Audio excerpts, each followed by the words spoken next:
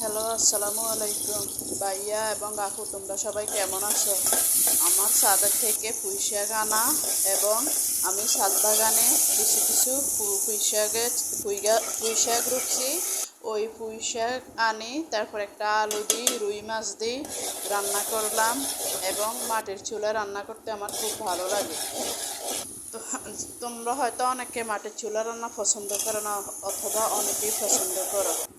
তো আমার রান্নাটা কেমন হয়েছে কমেন্টে একটু বলবা এবং সাবস্ক্রাইব করে দিবা। তোমাদের কাছে আমার এই আকুতি। আসসালামু আলাইকুম।